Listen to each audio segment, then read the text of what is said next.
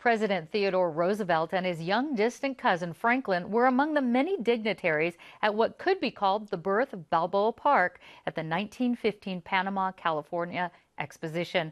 But things might have turned out differently if it weren't for the determination and dreams of San Diego leaders to fight other cities like San Francisco and New Orleans for a world-class expo.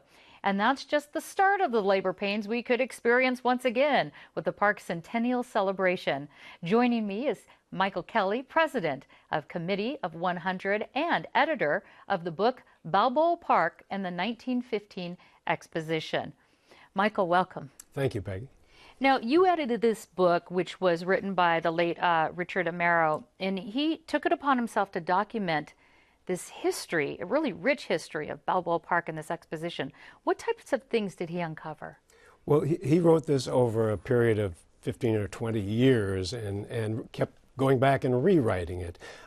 He wanted to know everything he could find out about, especially the exposition. So he also wrote about the second exposition, which we'll have to talk about some other time.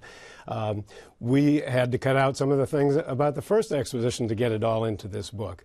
But wonderful stories, facts. There's facts scattered all through the book, who was there, what the attendance was, what happened on a certain day.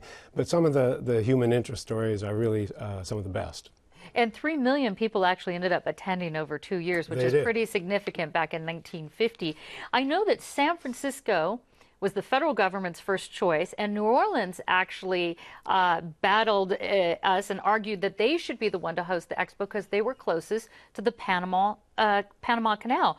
So what was San Diego's link to the Panama Canal and why they should do this expo? Well, we rightly believe that we were the first port of call north of the west side of the Panama Canal, the Pacific side of the Panama Canal, and it was true. San Francisco just had 10 times as many people. They had a political history that was better than ours in Washington, and they had just recovered from the big earthquake and fire, and I think that probably helped to push things in their direction too. Los Angeles supported us. Oh, well, that was good. We got that. New Orleans went by the wayside as far as that happened.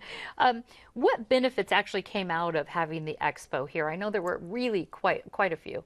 Well, tourism became an industry in itself. The military presence grew remarkably after this exposition.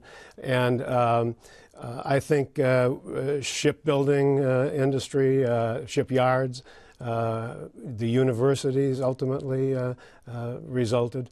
So we had a lot of benefits.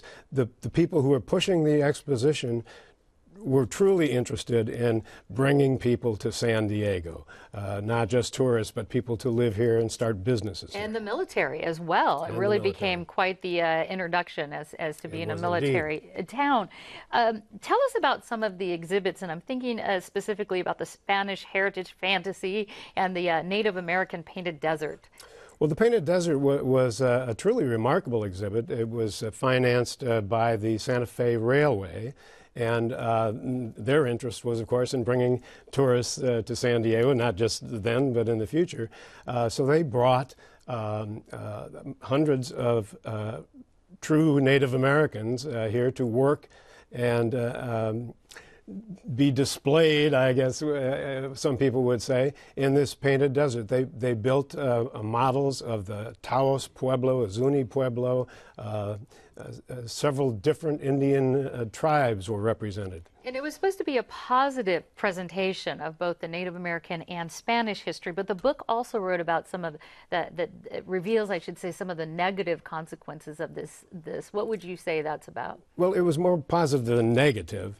Edgar Lee Hewitt, who was in charge of all of the exhibits, was in charge of this exhibit as well, but he had other people who were working under him who may have handled it as less well than he would have. He was very respectful of ancient cultures. In fact, that's why he brought the Maya artifacts to the what you now know as the Museum of Man, and they still stand there today. Well, certainly the 1915 exposition faced a lot of obstacles, and similarly, the centennial celebration is headed that way. Is it these type of events just contentious by nature? Well, they are. Everybody has their own ideas about what should and shouldn't be.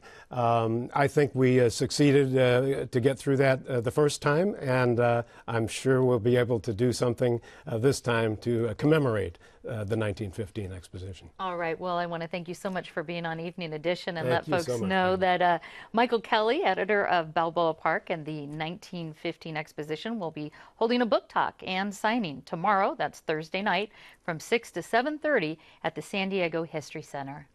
Thank you.